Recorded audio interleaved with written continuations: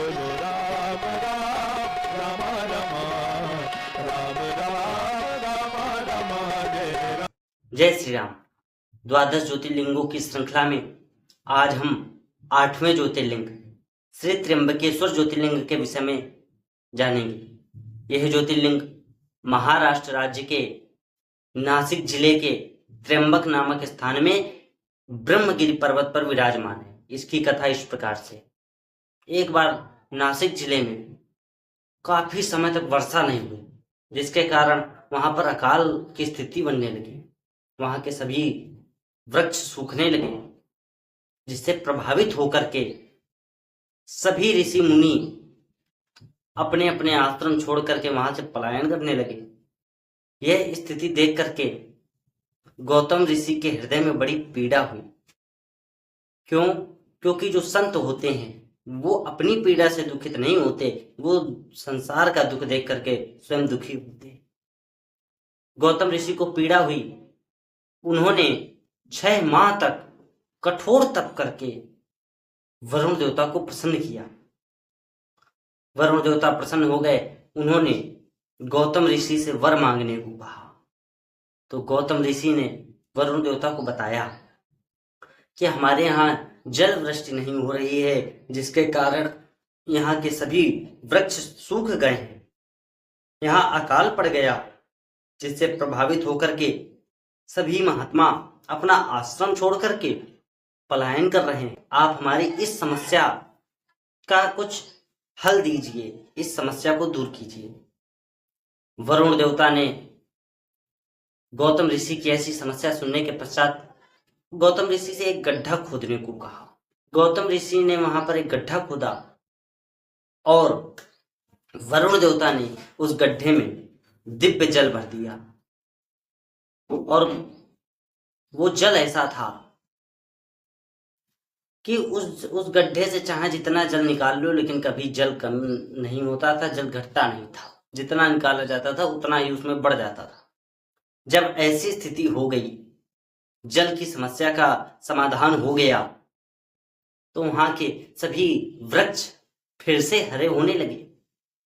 सभी ऋषि महात्मा अपने अपने आश्रमों में वापस आने लगे, जिससे चारों दिशाओं में गौतम ऋषि का यश फैलने लगा। जिसके कारण कुछ ऋषिगण, कुछ ब्राह्मणगण उनसे नफरत करने लगे, उनसे ईर्ष्या रखने लगे। और एक बार की बात है, जब गौतम ऋषि के कुछ शिष्य उस कुंड से जल भरने गए, उस दिव्य कुंड से जब जल भरने गए, तो वहां पर कुछ ऋषियों की पत्नियां भी आ गई और वो उन बालकों से कहने लगी, उन गौतम ऋषि के उन शिष्यों से कहने लगी कि पहले हम जल भरेंगे, पहले हम जल भरेंगे। गौतम ऋषि के शिष्य पहले गए थे, इसलिए वो कह रहे थे कि हम जल पहले भरेंगे। उन लोगों के मध्य ऐसी वार्ता हो रही थी। उसी समय वहां गौतम ऋषि की पत्नी माता अहिल्या आ गई और उन्होंने उन ऋषि पत्नियों से कहा कि देवियों, यहाँ पर पहले ये बच्चे आए हैं, इसलिए इनको जल भर लेने दीजिए। माता अहिल्या की ऐसी बात सुनकर के वो सभी ऋषि पत्नियां बड़ा चिड़चिड़ाने लगी, बड़ा क्रोधित हो गई। बोले, हाँ क्यों नहीं, जल की व्यवस्था आपके पति ने की है, ये बच्चे आपके पति के शिष्य हैं, तो आप उनका पक्ष ले रही हैं। अब उन्होंने, ऋषि पत्नियों ने अपने अपने पतियों को जाकर के बातें बढ़ा बढ़ा करके बताना प्रारंभ कर दिया कि अहिल्या ने हमसे ऐसा कहा, ऐसा कहा। वो ऋषि तो पहले से ही गौतम ऋषि से ईर्ष्या रखते थे। अब इन ऋषि पत्नियों ने उनको और बता दिया इस विषय में, तो वो और कुपित हो गए। अब तो बिल्कुल ईर्ष्या की चरम सीमा पर पहुंच गए। उन्होंने भी निश्चय किया कि हम भी तप करेंगे। उन्होंने एक कठोर तप किया और उनके तप से जब गणेश जी प्रसन्न हो गए, तब गणेश जी ने उनसे वर मांगने को कहा। गणेश जी की ऐसी बात सुन करके उन ऋषियों और ब्राह्मणों ने उनसे वर में मांगा कि हम गौतम ऋषि का अपमान करना चाहते हैं, आप इसमें हमारा सहयोग करें। गणेश जी तो बुद्धि के देवता हैं। उन्होंने उन ऋषियों और ब्राह्मणों को समझाया कि जो गौतम ऋषि हैं वो निष्पाप महापुरुष महात्मा हैं, उनका अपमान करने में किसी का कल्याण नहीं है। लेकिन ऋषियों और ब्राह्मणों ने कहा कि अगर आप इतने पर प्रसन्न ना हो तो हम और तप करें, लेकिन उनका अपमान तो करना ही है। संसार में ऐसा ही होता है, प्राणी दूसरे का अपमान देख करके ज्यादा प्रसन्न होता है, उसको दूसरे का अपमान करने में बहुत आनंद आता है। संतों का, ऋषियों का, ब्राह्मणों का अपमान करने में बड़ा आनंद आता है उसको। गणेश जी ने उनको बार बार मना किया कि इसमें किसी का कल्याण नहीं। लेकिन फिर गणेश जी ने कहा कि आपने हमारी तपस्या की है, आपने हमको प्रसन्न किया है, आपको हमने ये वरदान दे दिया, लेकिन इसका परिणाम अच्छा नहीं होगा, ये सचेत कर गए। एक बार गणेश जी गौतम ऋषि के खेत में दुबली पतली बूढ़ी गाय बन करके चरने लगे। उस गाय को चरता देख गौतम ऋषि ने उस गाय को अपने पास बुलाया और उसको अपने हाथों से खिलाने लगे। जैसे ही उस गाय को गौतम ऋषि अपने हाथों से खिलाने लगे तो जैसे ही एक तिनके का स्पर्श हुआ वो गाय मर गई।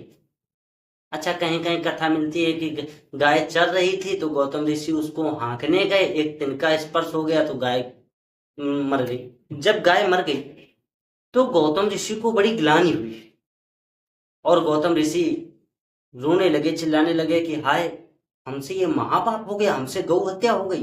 वो ऋषि और ब्राह्मण गण एक जगह छुप करके सब देख रहे थे ये जो हो रहा था। जैसे ही उस गाय की मृत्यु हुई और गौतम ऋषि चिल्लाने लगे कि हमसे महापाप हो गया, सभी वो ऋषि और ब्राह्मण सभी आ गए और सभी कहने लगे गौतम तुम गौ हत्यारे हो। गौतम ऋषि बड़े दुखी हुए, लेकिन सभी ऋषियों और ब्राह्मणों ने उनसे कहा कि अगर आप इस स्थान पर रहेंगे तो हमारे द्वारा दिया गया जल पितृगण स्वीकार नहीं करेंगे और हमारे द्वारा किया गया पूजन देवगण भी स्वीकार नहीं करेंगे, इसलिए आप इस स्थान को छोड़ करके तत्काल चले जाएंगे। गौतम ऋषि उस स्थान को छोड़ करके बेबस वहां से चल दिए। वहां से एक कोस दूर जाकर के गौतम ऋषि ने एक आश्रम बनाया और वहां पर वो रहने लगे।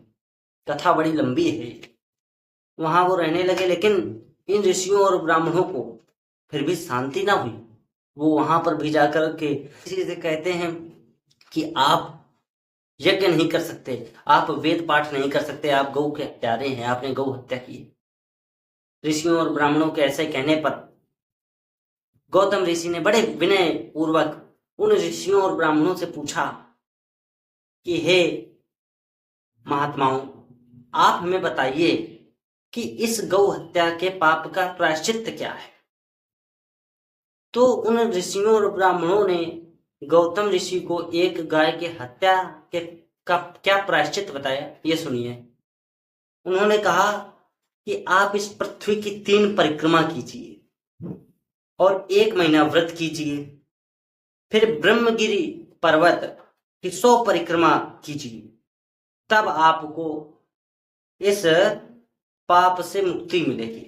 या आप दूसरा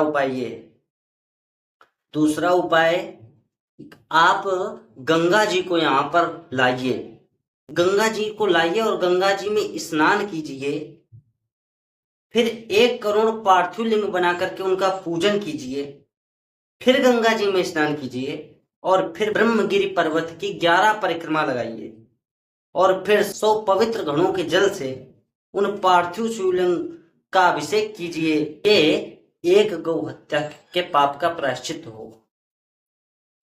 गौतम ऋषि तो बड़े सरल महात्मा थे, उन्होंने ऐसा ही किया। उनकी तपस्या से प्रसन्न होकर के भगवान शंकर जब वो पार्थिव लिंग का पूजन कर रहे थे तब भगवान शंकर वहां पर प्रकट हो गए और भगवान शंकर ने गौतम ऋषि से वर मांगने को कहा। तो भगवान शंकर से गौतम ऋषि ने कहा कि आप हमको वर देना ही चाहते हैं तो आप हमको निष्पाप कर दीजिए। भगवान शिव ने गौतम ऋषि से कहा कि गौतम, तुम तो सदा से ही निष्पाप हो, तुम्हारे ऊपर तो कोई पाप है ही नहीं जो हम निष्पाप करें। तो गौतम ऋषि ने कहा कि नहीं, हमसे एक गौ की हत्या हो गई थी, उस पाप से आप हमें निष्पाप कर दीजिए। तो गौतम ऋषि से भगवान शंकर ने कहा कि वो गौ की हत्या कोई गौ हत्या नहीं थी, वो इन्हीं दुष्ट ब्राह्मणों और ऋषियों का छलावा था आपके साथ। मैं इन ऋषियों और ब्राह्मणों को दंड दूंगा, आपके साथ छलावा करने का दंड दूंगा। गौतम ऋषि तो बड़े सरल महात्मा थे, उन्होंने कहा नहीं भगवान, अगर इन ऋषियों और ब्राह्मणों ने हमारे साथ छलावा न किया होता तो हम आपकी इतनी कठोर तपस्या न करते और आप साक्षात रूप से प्रकट होकर के हमारा पूजन स्वीकार न करते और आप हमें दर्शन न देते। आप उनको क्षमा कर दीजिए, और आप हमको वर देना चाहते हैं तो आप यहाँ पर विराजमान हो जाइए और यहाँ पर गंगा जी का प्रवाह भी कर दीजिए। भगवान शंकर गौतम ऋषि की ऐसी वाणी सुनकर के बड़े प्रसन्न हुए। वहां पर भगवान शंकर त्र्यंबक स्थान पर त्र्यंबकेश्वर ज्योतिर्लिंग के रूप में विराजमान हो गए और गंगा जी वहां पर गोदावरी के रूप में प्रवाहित होने लगी। इस प्रकार से ये 8वें ज्योतिर्लिंग श्री त्र्यंबकेश्वर ज्योतिर्लिंग की कथा थी। जय श्री राम, हर हर